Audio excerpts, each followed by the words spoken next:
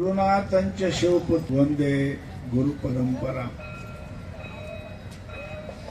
ಪರಮೇಶ್ವರನ ಪರಾವತಾರಿಗಳು, ಅಕಾರಣ ಕರುಣಾಶಾಲಿಗಳು, ಭಕ್ತರ ಪಾಲಿನ ಕಾಮಧೇನುವಾದ ಪರಮಗುರು ಸಿದ್ಧಾರೂಢ ಮಹಾಸ್ವಾಮಿಗಳ ಚಿನ್ಮಯ ಚರಣಗಳಿಗೆ ಅನಂತ ಪ್ರಣಾಮಗಳನ್ನು ಸಮರ್ಪಿಸಿ, ಅವರ ಕೃಪಾ ಪಾತ್ರರಾದ ಮೌನ ಮಹಾಯೋಗಿ ಶುಕಾವತಾರಿ ಗುರುನಾಥಾರೂಢ ಮಹಾಸ್ವಾಮಿಗಳ ಪಾವನ ಪಾದಗಳಿಗೆ ಪಡಮಟ್ಟು,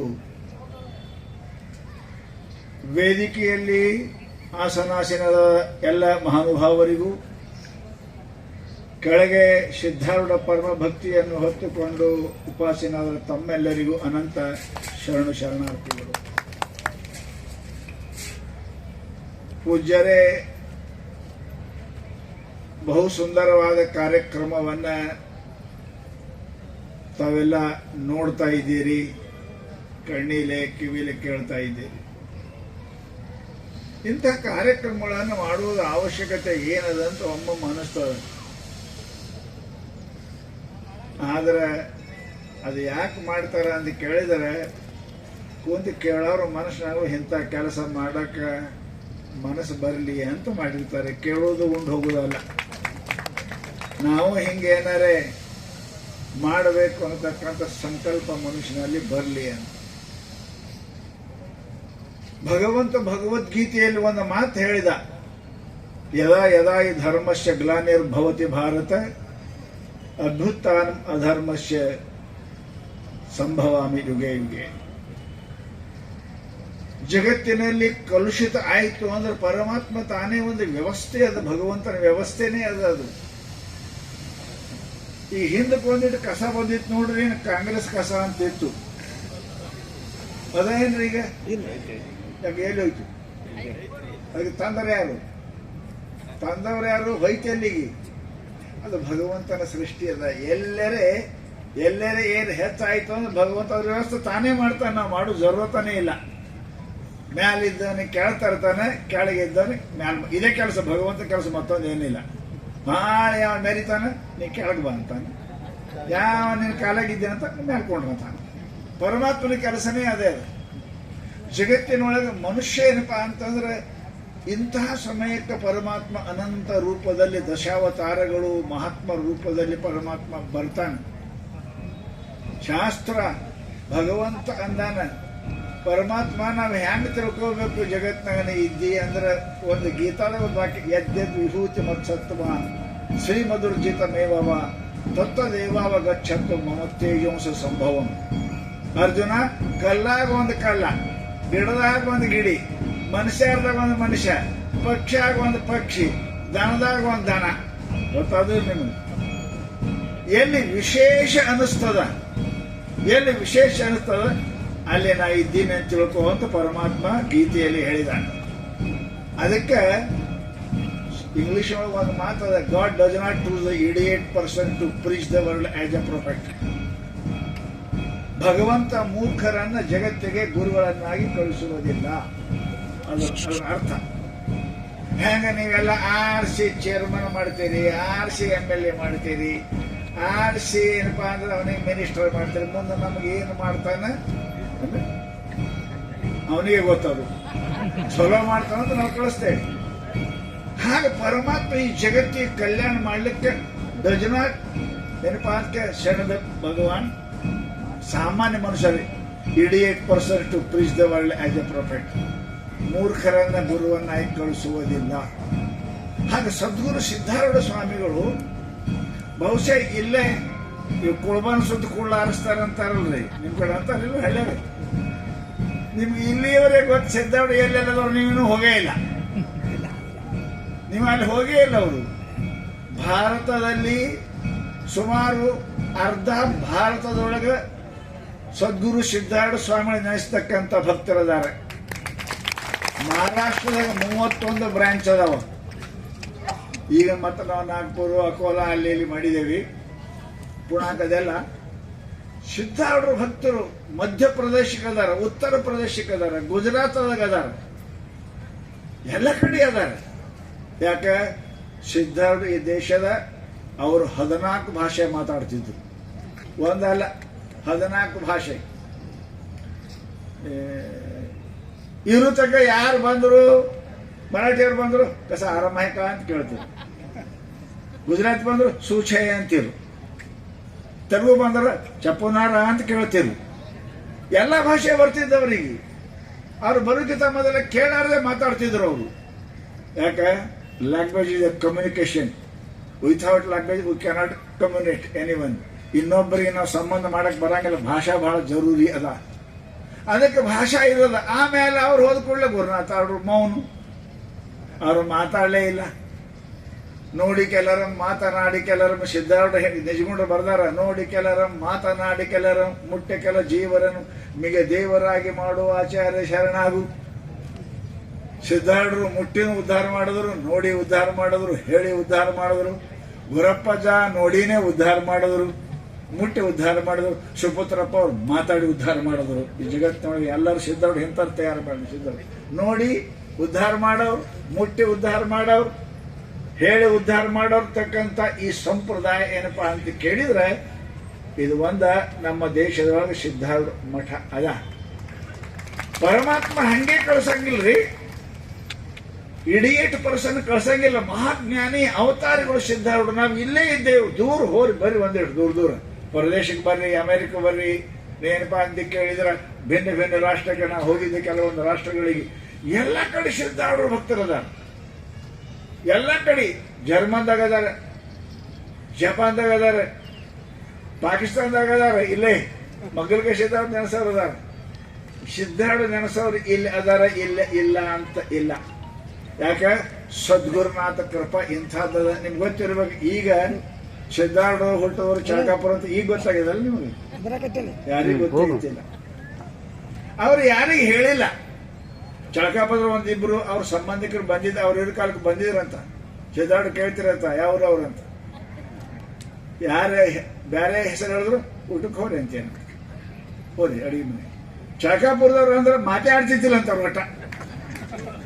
ಈ ಬ್ರದರ್ ಮುಖ್ಯ ಆಮೇಲೆ ಸತ್ತಾರ, ಈಗ ಮನೆ ಹೋದಕ್ಕೆ ಆಮೇಲೆ ಸತ್ತಾರ. ಅವ್ರು ಹೇಳ್ತಿರೋದು ಅವ್ರ ಮನೆಗೆಲ್ಲ ಗೆಡ್ಡೆ ಅದಾವ. ಇವ್ರು ಹೆಂಗೆ ಉದ್ದಿದ್ರು ಇಷ್ಟು ಉದ್ದಿದ್ರು. ಅವ್ರ ಮನೆಗೆಲ್ಲ ಗೆಡ್ಡೆ ಅದಾವ, ಇಟ್ಟಿಟ್ಟೆ ಮಂದಿನೇ. ಪರಮ ಸಿದ್ಧಾರ್ಥ ಎಷ್ಟು ದೊಡ್ಡ ಶರೀರ ಹೌದು. ಆ ಚಳಕಾಪುರ ಏನಪ್ಪಾ ಅದಕ್ಕೆ ಸದ್ಗುರು ಸಿದ್ಧಾರ್ಥ ಸ್ವಾಮಿಗಳು ಹುಟ್ಟದ ಮೇಲೆ ಲೀಲಾಭೂಮಿ ಅದು. ಹುಡುಗನ ಚರಿತ್ರೆ ಓದ್ತಿರಿ, ಹುಡುಗ ಸತ್ತ, ಬ್ರಾಹ್ಮಣ, ದೇವದತ್ತ ಮತ್ತು ಭಾರತ ಅಂದರು. ಅವೆಲ್ಲ ಲೀಲಾ. ಅದು ಅವ್ರ ಜನ್ಮಭೂಮಿಯಲ್ಲಿ ಲೀಲಾ. ಯಾರಿಗೂ ಗೊತ್ತಿಲ್ಲ. ಎಷ್ಟು ಮಂದಿ ಸ್ವಾಮಿಗಳು ಆದ್ರೂ ಹೋದ್ರ ಖರೆ, ಸಿದ್ಧಾರ್ಥ ಹೇಳಿಲ್ಲ, ಯಾರೂ ಹೋಲಿಲ್ಲ. ನಾನು ಸುಮ್ಮ ಕಾಶಾಗ ಓದುವಾಗ ಬಸವ ಕಲ್ಯಾಣಕ್ಕೆ ಒಂದು ಕಾರ್ಯಕ್ರಮ ಕರೆಸಿದ್ದ. ನಾನು ಓದ್ತಿದ್ದೆ, ಇನ್ನು ರಾತ್ರಿ ಮಕ್ಕೊಂಡಿದ್ದೆ. ಮಕ್ಕೊಂಡ ಕಾಲಕ್ಕೆ ನಾನು ಸ್ವಲ್ಪ ಸಿದ್ಧಾರ್ಥ ಬಂದರು. ನಾವ್ರೇನು ನೋಡಿಲ್ಲ, ಏನು ಗೊತ್ತೂ ಇಲ್ಲ ನನಗೆ. ಸಿದ್ಧಾರ್ಥ ಸ್ವಪ್ನ ಬಂದಂದ್ರು, ನಾ ಹುಟ್ಟೂರ ಚಳಕಾಪುರದ ಹೋಗು ಅಂದ್ರು. ನನಗೆ ಸಮಸ್ಯೆ ಬಂತು. ಆ ಊರಿಗೆ ಬಂದದ್ದೇ ಆ ದೇಶಕ್ಕೆ. ಅವ್ರ ಭಾಷೆನೂ ತಿಳಿಯಂಗಿಲ್ಲ ನಿಮಗೆ. ಬೀದರ್ ಕಡೆ ಹೋದ್ರೆ ಉರ್ದು, ಹಿಂದಿ, ಮರಾಠಿ ಎಲ್ಲ ಕೂಡ್ಸೆ ಮಾತಾಡ್ತಾರ. ಓದು ತಿಳಿಯಂಗಿಲ್ಲ ಅವರು. ಈ ಹಾದಿಗೆ ಹಣದಿ ಅಂತ, ಹಣದಿ ಅಂತ ಅವ್ರ ಮಾತೆ ಬೇರೆ ಇರ್ತಾವ, ಗೊತ್ತಾಗಿಲ್ಲ. ಅಲ್ಲಿ ತೆಲುಗು ಗಿಲುಗು ಮಿಕ್ಸ್ ಇರ್ತಾವ.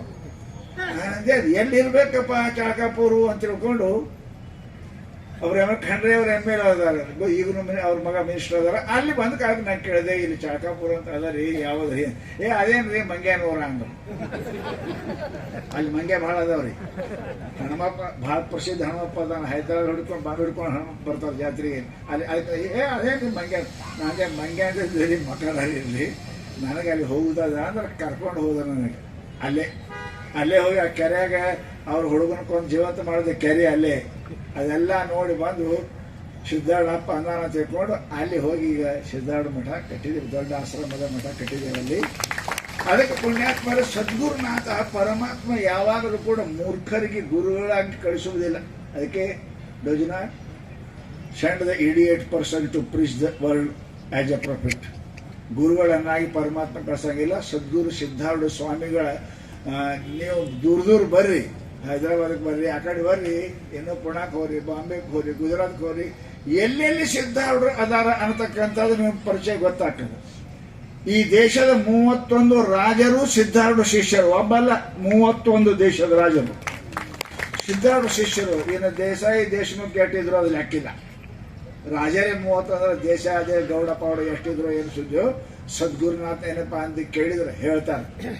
ನಮ್ಗೆ ಇವ್ರು ಹೇಳ್ತಾರೆ, ಟ್ರಸ್ಟ್ ಇದ್ರು ಇಲ್ಲೇ, ನಿಮ್ಗೇನಪ್ಪ ಅಂತ ಕೇಳಿದ್ರೆ ಅವ್ರು ಹೇಳ್ತಾರೆ ಮಳೆ ಬಂದು ಭಾಳ ಆಗಿನ ಕಾಲಕ್ಕೆ ಮಳೆ ಬಂದು ನಮ್ಮ ಮಡದ ಟ್ರಸ್ಟ್ ಇದ್ರಲ್ಲಿ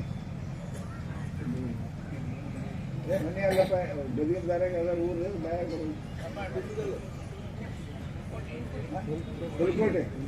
ಹುಲ್ಕೋಟೆ ಗೌಡ್ರು ಬರ್ತಿದ್ರು. ಅವಾಗ ಟ್ರಸ್ಟ್ ಮೆಂಬರ್ ಇದ್ರು, ಅವ್ರು ಹೇಳ್ತಿರೋ ಗಿರಪ್ಪ ಗೌಡ್ರು. ಅವರು ಮಳೆ ಬಂದು ಹೊಲ ಬೆಳಕತ್ತಾ ಇರಲಿಲ್ಲ, 100 ಎಕರೆ ಜಮೀನು ಇದ್ರು ಕೂಡ ಸಾಲದಾಗೆ ಸಾಯ್ಬೇಕು ಅವ್ರು.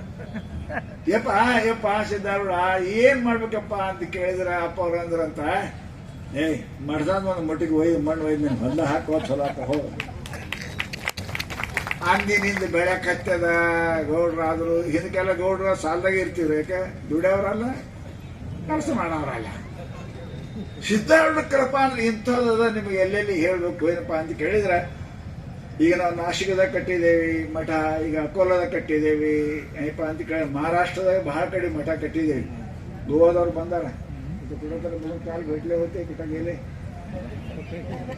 ಗೋಬೇಕಾದ್ರೆ ಮಾಗೆ ಎಲ್ಲೇ ಅದಾವ. ಗೋವಾದಾಗ 10-12 ಬ್ರಾಂಚ್ ಅದಾವ, 10-12 ಬ್ರಾಂಚ್ ಗೋವಾದಾಗ ಅದಾವ. ಅವರು ಮರಾಠಿಗೆ ಮಾತಾಡ್ತಾರ, ನಾವು ಕನ್ನಡ ಮಾತಾಡ್ತಾರೆ. ಕಾಯಿ ಅಂತ ಅವ್ರು ಅಂತಾರ, ಏನಂತ ನಾವು ಅಂತೇಳಿ ಹಂಗೆ ಕಾಯಿಪ ಹಿಂಗೆ ಸಮಸ್ಯೆ. ಈಗೆಲ್ಲ ಏನಪ್ಪ ಅಂತ ಕೇಳಿದ್ರೆ ಬಾಣ ಮಿನಿಸ್ಟರ್ ಕರೆಸಿದ್ರು, ಹೋಗಿದ್ದೇವೆ ನಾವು. ಬಹಳ ಎಲ್ಲ ಕಡೆ ಜನ ಅದಾರೆ. ಅಲ್ಲಿ ತನಕ ಅಪ್ರೋಚ್ ಆಗ್ತಕ್ಕಂಥದ್ದು ನಮಗಿನ್ನೂ ಆಗಿಲ್ಲ, ನಮ್ಮ ಭಕ್ತರು ಆಗಿಲ್ಲ. ಅದಕ್ಕೆ ನಾ ಮೇಲೆ ಹೇಳ್ತೀನಿ, ಮಠ ಕಟ್ಟೋದು ದೊಡ್ಡ ಮಾತು ಅಲ್ಲ. ಅದು ಕಟ್ಟೋದು ಬೀಳ್ತದ, ಹಿಂದಿನ ನಾಳೆ ಬೀಳ್ತದ. ಶಾಸ್ತ್ರ ಹೇಳ್ತದ ದೃಶ್ಯಂ ತನ್ನಷ್ಟಂ ಅಂತ. ಯಾವುದು ದೃಶ್ಯದ ಅದು ಹಾಳಾಗ್ತದ. ಹಾಳಾಗದ ಮಠ ಏನ್ ಕಟ್ಟಬೇಕು ಅಂದ್ರೆ ಎಲ್ಲ ಕುಂತ ನಿಮ್ಮ ಎಲ್ಲರ ಮನಸ್ಸಿನೊಳಗೆ ಮಠ ಕಟ್ಟಬೇಕು, ಸಿದ್ಧಾರ್ಥ ಭಕ್ತಿ ಹುಡಿಸ್ಬೇಕು. ಅದು ಅವ್ರು ಮತ್ತ ನಾವು ಮೇಲೆ ಅಂತೇವೆ. ಯಾವ ಊರಿಗೆ ಹೋದೇವು ಅಂದ್ರೆ ಹೊಸ 4 ಮಂದಿ ಸಿದ್ಧಾರ್ಥ ಮಾಡಕ್ಕೆ ಜಯ ಅಂದ್ರೆ ಅದು ನಮ್ಮ ದಕ್ಷಿಣ ಕೊಟ್ಟಂಗೆ ಆಯ್ತರಿ. ಅದು ಯಾರು ಮಾಡಿದ ನಾವು ಹೋಗಿ ಉಪಯೋಗ ಏನದ್ರಿ? ಸಿದ್ಧಾರ್ಥರನ್ನ ನೆನೆಸೋರು, ಸಿದ್ಧಾರ್ಥ ಸ್ಮರಣ ಮಾಡೋರು ಅದಾರ. ಹೇಳೋದ್ರಲ್ಲಿ ಈಗ ಅವರ ನೆನೆಸಿದ್ರೆ ಆಗುವುದಿಲ್ಲ ಅಂತಕ್ಕಂಥ ಮಾತೇ ಇಲ್ಲ.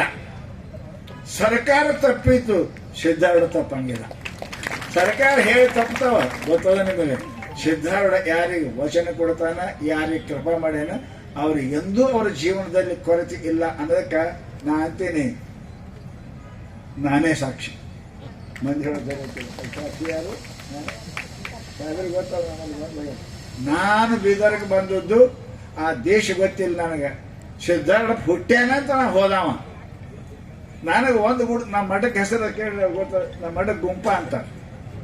ಗುಂಪ ಅಂದ್ರೆ ಗುಡಿಸಲ.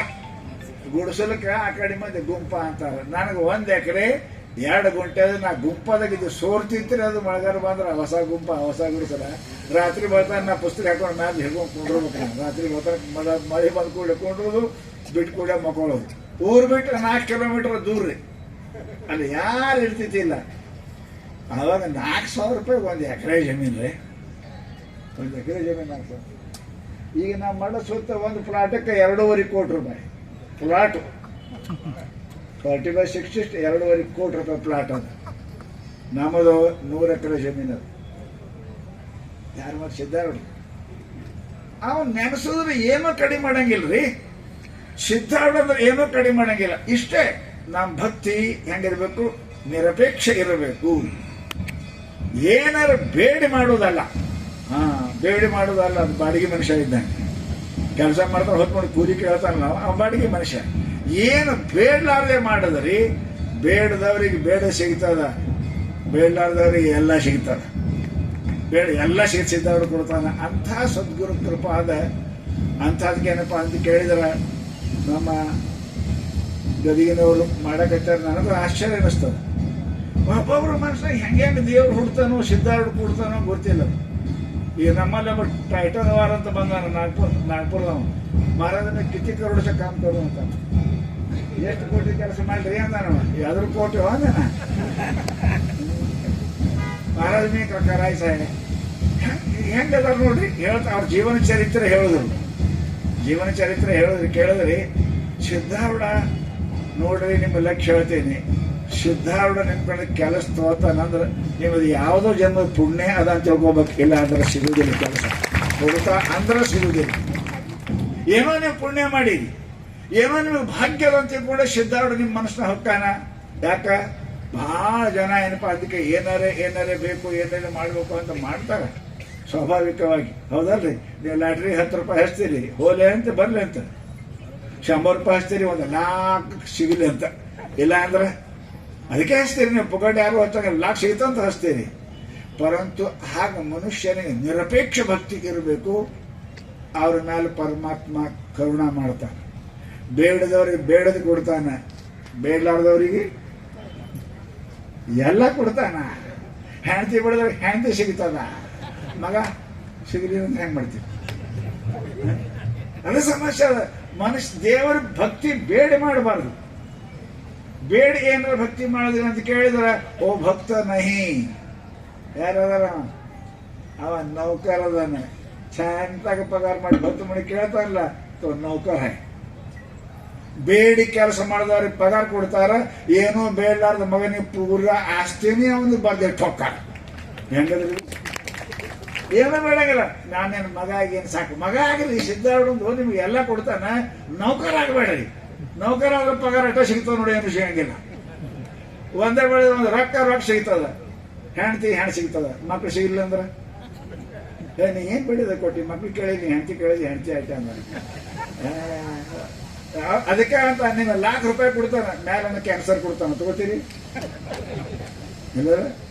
ಅದಕ್ಕೆ ಸಿದ್ಧಾರೂಢ ಬೇಡ್ರಿ, ಯಪ್ಪ ನಿನ್ನ ಪಾದಕ್ಕೂ ಬಂದೀನಿ, ಯಥೇಚ್ಛಿಸಿ ತಥಾಕು. ನಿನಗೆ ಹೆಂಗ ನನ್ನ ಕಲ್ಯಾಣ ಹಾಕೋದು ನಿನಗೆ ಬಿಟ್ಟೀನಿ. ನಿನ್ನ ಪಾದಕ್ಕೆ ಬಂದು ಬೀಳೋದು ನನ್ನ ಕರ್ತವ್ಯ, ನನ್ನ ಕಾಯ್ದು ನಿನ್ನ ಕರ್ತವ್ಯ ಅಂತ ಸದ್ಗುರು ಪಾದಕ್ಕೆ ಶರಣಾಗಬೇಕಿದ್ದ. ನಾ ಅದೇ ಅಂತೇನೆ ಅವರಿಗೆ, ಏನು ಬೇಡ, ಅದು ಬೇಡಿ ಮಾಡುವ ಭಕ್ತಿ ಅದು ಭಗವಂತನಿಗೆ ಸಲ್ಲದು ಅಂತಾರೆ ಶರಣರು. ಬೇಡಿ ಮಾಡುವ ಭಕ್ತಿ ಸಲ್ಲದು, ಭಗವಂತನಿಗೆ ಸಲ್ಲುವುದಲ್ಲ. ನೀವೊಬ್ಬ ವ್ಯಾಪಾರಿ, ಇವರದೇ ಒಂದು ಮರ್ಜೆಂಟ್, ರೊಕ್ಕ ಹಾಕ್ತಾರೆ. ಯಾಕೆ 10 ರೂಪಾಯಿ ಹಾಕ್ತಾರೆ, 12 ಸಿಗಲಿ ಅಂತ, ನನ್ನ ಕಡೆ ಹೋಲಿ ಅಂತ ಹಾಕ್ತೇನೆ. ಹಂಗೆ ನೀನು ಭಕ್ತಿ ಮಾಡೋದು ಏನು ಬೇಡಿ ಮಾಡಿದೆ ಅಂತ ಕೇಳಿದ್ರೆ ಅವ ಭಕ್ತ ಅಲ್ಲ, ಅವ ಒಬ್ಬ ವ್ಯಾಪಾರಿ, ದಂಧಕೋರ್ ಅಂತ. ಯಾರು ಏನೂ ಬೇಡಲಾರ್ದೆ ಮಾಡ್ತೀರಿ ಅವ್ರಿಗೆ ಎಲ್ಲಾನು ಕೊಡ್ತಾನೆ ಪರಮಾತ್ಮ, ಎಲ್ಲಾನು ಕೊಡ್ತಾನೆ. ಅದಕ್ಕೆ ಶರಣರು ನಿಮ್ಮ ಮನೆಯ ಮಗನೆಂದೆನಿಸಯ್ಯ ಕೂಡಲ ಸಂಘ. ಆಳ ಅನ್ನಂಗಿಲ್ಲ, ಆಳದ ಪಗಾರ ಕೊಡ್ತಾರ ಮಗನಿಗೆ. ಎಲ್ಲ ಬೈಯಲ್ಲಾಕ ಕುಡಿಯಲ್ಲಾಕ ಸರಿ ಕುಡಿಯಲ್ಲಾಕ ಹೇಳ್ತಾರೆ. ನಾವು ಸತ್ತ ಬಳಿಕೆ ಒಂದು ಚಿಂದಿ ಅರಿವು ಅವನಿಗೆ ಮುಟ್ಟಲಿ, ಕುಡುಕನಿಗೆ. ನೋಡಿ, ಕುಡಿಯಲ್ಲಾಕ ಕಡಿಮೆ ನಂದು ಏನಿಲ್ಲ, ಅವನಿಗೆ ಮುಟ್ಟದ್ದು ಬರಿತೀರಲ್ಲ. ಹಂಗ ನೀವು ಸಿದ್ಧಾರೂಢರು ಭಕ್ತರಾಗಲಿ, ಸಿದ್ಧಾರೂಢ ಮಗ ಆಗಲಿ ಅಂದ್ರೆ ನಿಮ್ಗೆ ಎಲ್ಲಾನು ಕೊಡ್ತಾನೆ ಸಿದ್ಧಾರೂಢ. ಅಂತಹ ಭಕ್ತಿ ಏನಪ್ಪಾ ಅಂತ ಕೇಳಿದ್ರೆ ನಿಮಗೆ ಎಲ್ಲರಲ್ಲಿ ಸಿದ್ಧಾರೂಢ ಕೊಡ್ಲಿ. ಈ ಮಾರ್ಗ ವ್ಯಾಪಾರದ ಮಾರ್ಗ ಅಲ್ರಿ ಪುಣ್ಯಾತ್ಮರೇ, ವ್ಯಾಪಾರ ಮಾರ್ಗ ಅಲ್ಲ ಇದು, ಶರಣಾಗತಿ ಮಾರ್ಗ ಅದ ಇದು. ನಮ್ಮ ಸರ್ವಸ್ವ ತನು ಮನ ಧನ ಅಂತ ಬಾಯಿಲೆ ಅಂತೀರಿ, ಯಾವುದು ಕೊಟ್ಟಿರಿ? ಏನ್ ತನು ಕೊಟ್ರೆ, ಮನ ಕೊಟ್ರೆ, ಧನ ಕೊಟ್ರೆ ಬರೇ ಬಾಯಿಲೆ ಅಂತೇಳಿ ಇಳಿ ಅಂದಂಗೆ. ನೀವು ಸಮರ್ಪಣ ಮಾಡಿದ್ರಿ ಅಂತ ಕೇಳಿದ್ರೆ ನಿಮ್ಗೆ ಎಂದು ಕೂಡ ಬಾಲನ ಬಾಂಕ ಕರಿಸಕ್ಕೆ ಜೋ ಜಗವೈರಿ ಹೋಯ್. ಸ್ವತಃ ಪರಮಾತ್ಮ ಅಂದಾನೆ, ಯಾವ ಮನುಷ್ಯ ತನ್ನ ಸರ್ವವನ್ನು ಅರ್ಪಣೆ ಮಾಡ್ತಾನೋ ಅವನ ಕೂದಲು ಡಂಕ ಆಗುಡಂಗಿಲ್ಲ. ಪರಮಾತ್ಮ ನಿಮ್ ಬೆನ್ನ ಹಿಂದೆ ಇರ್ತಾನೆ, ಪರಮಾತ್ಮ ನಿಮ್ ಬೆನ್ನ ಹಿಂದೆ ಇರ್ತಾನೆ. ಅದು ನಮ್ಮಲ್ಲಿ ಇಲ್ಲ. ನಾವು ಬೇಡಿ ಮಾಡುವ ಭಕ್ತಿ ಅದು ಭಕ್ತಿ ಅಲ್ಲ, ಅದು ವ್ಯಾಪಾರ ಅದ. ಅದಕ್ಕೆ ಪುಣ್ಯಾತ್ಮರೇ ಅವರು ಬಹಳ ಭಕ್ತಿಯಿಂದ ಪ್ರೀತಿಯಿಂದ ನಂಬಿದ್ದಾರೆ. ಕಷ್ಟ ಬಂದ ಕಾಲಕ್ಕೆ ಎಲ್ಲರೂ ಶಿವಶಿವಂತಾರೆ. ಯಾಕ್ರಿ ದುಃಖಮೇ ಸಮೀರಣ ಸುಖರೆ ಸುಖಮೇ ಕರೆ ನಕೋಯ್. ದುಃಖದಾಗ ಎಲ್ಲರೂ ಶಿವ ಅಂತಾರ. ಆರಾಮ ಅಂತಂದ್ರ ಆರಾಮಾಯ್ತಂದ್ರ ಆಯ್ತು, ಆರಾಮಾಯ್ತ. ಮತ್ತು ಸಿದ್ಧಾರೂಢ ಚರಿತ್ರೆ ಬಸವಣ್ಣಪ್ಪದ ಕೇಳಿರಿ ಇಲ್ಲ? ಬಸವಣ್ಣಪ್ಪನ ಚರಿತ್ರೆ ನಿಮ್ಮೂರಾಗೆ ಕೇಳಿರಿ ಇಲ್ಲ?